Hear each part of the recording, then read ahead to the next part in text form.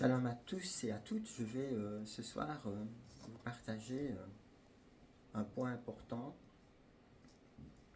euh, sur l'Église, et je dirais l'Église avec un petit E, et l'Ecclésia avec un grand E. Alors, pourquoi l'Église avec un petit E n'est pas l'Ecclésia? Nous allons voir à partir d'une étude que nous avons déjà faite plusieurs fois, qui est dans Ésaïe, donc Yeshayahu, donc Ésaïe 4.1, l'Église institution n'est pas l'Ecclésia, qui elle est appelée hors du monde. Le mot français pour Église vient du latin ecclesia, mais dans la pratique il est devenu quelque chose de très différent. Elle signifie en fait maintenant pour beaucoup de personnes un bâtiment, une institution, un lieu.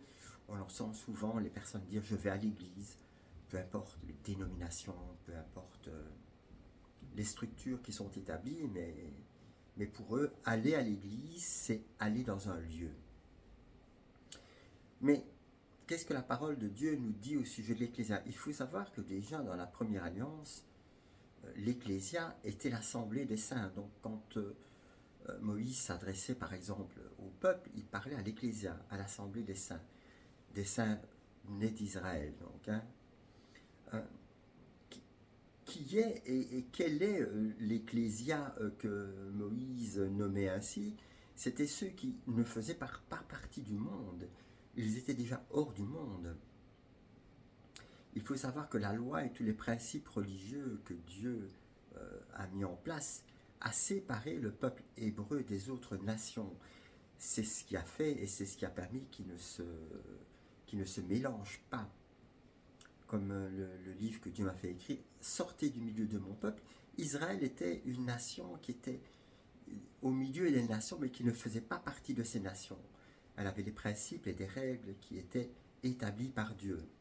Non, les appelés hors du monde sont appelés à appartenir à Yahweh, par Yahushua. Pas un bâtiment, pas une institution, pas une dénomination, pas un pasteur.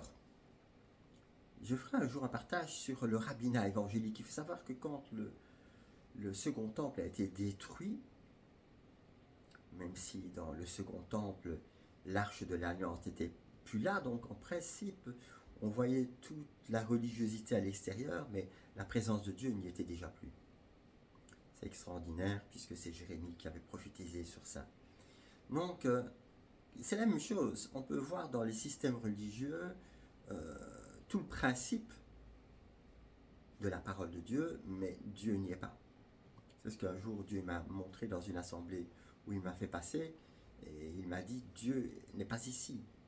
Je ne suis pas ici, je suis dehors. J'aurais bien rentré, mais ils ont leur timing, leur occupation, leur programme, et il n'y a pas de place pour moi. Donc l'Ecclésia est un peuple, un corps vivant, une famille spirituelle, régie par le roi Kodesh, donc le Saint-Esprit.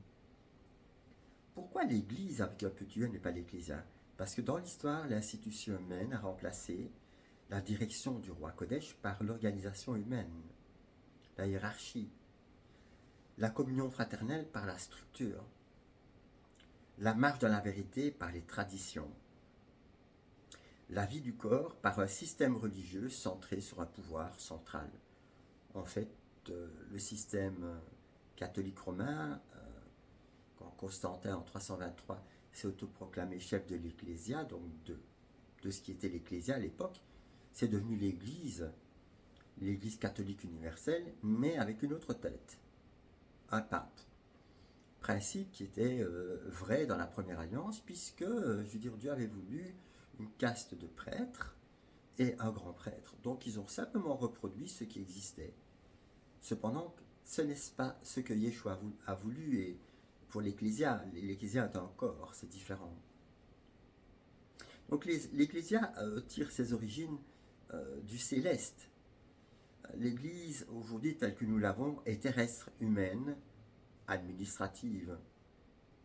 On peut dire que la première ecclésia était une ecclésia qui était bâtie sur le roc, Yeshua, et comme seule tête Yeshua, très vite c'est devenu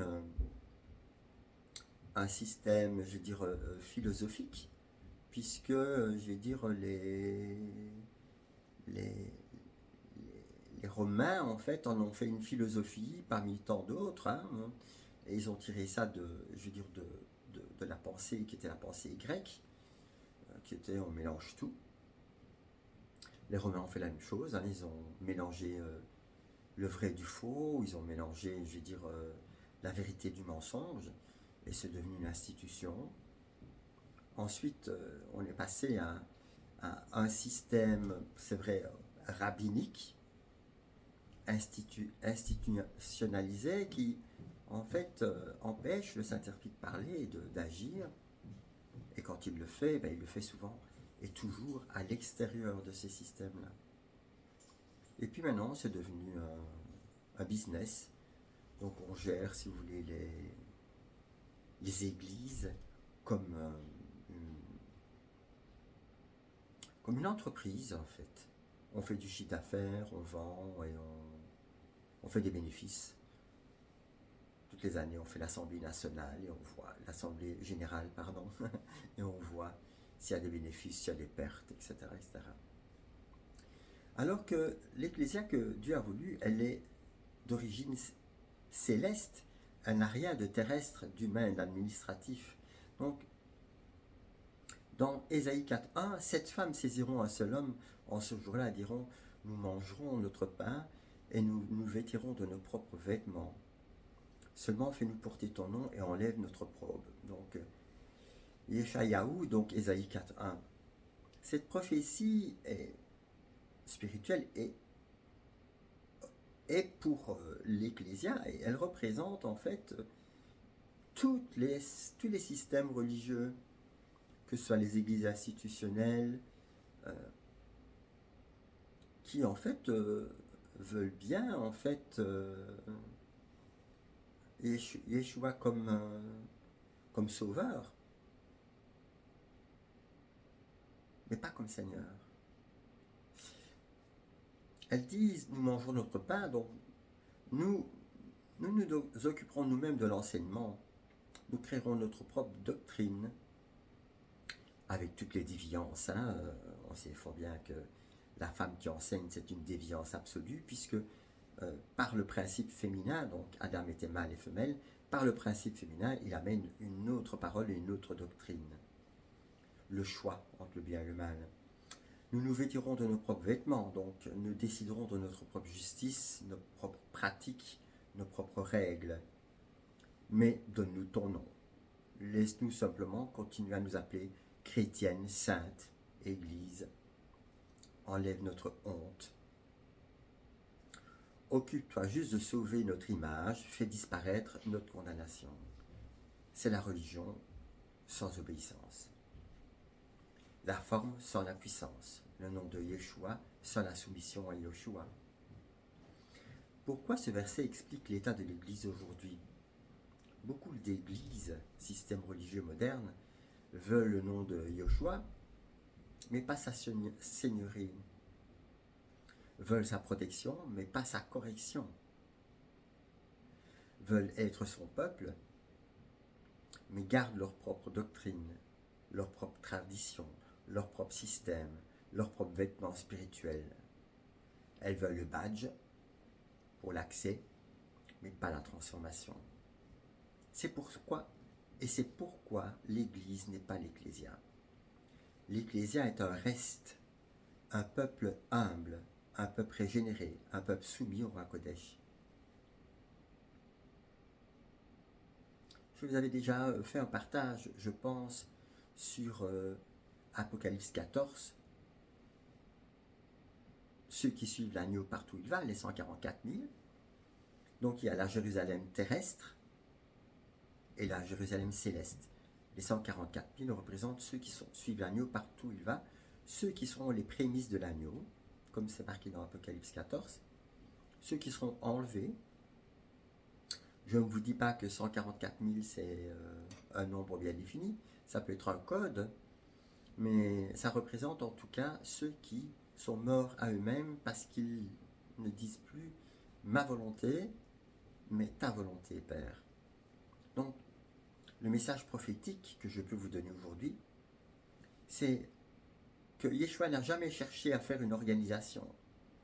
Il cherche un corps vivant où Yahweh est le seul roi, Yeshua est le seul chef, le roi Kodesh est le seul guide, la parole est la seule fondation, l'Ecclésia n'est pas visible dans les bâtiments, mais dans ceux qui portent réellement la vie du Mashiach en eux. Une conclusion, l'Église institution se contente souvent du nom du Mashiach. L'Ecclésia, elle, porte la nature du Mashiach, l'identité du Mashiach. C'est la différence entre la femme qui porte le nom et l'épouse qui porte l'image. Voilà. Shalom à tous et il y aura l'Ecclésia numéro 2.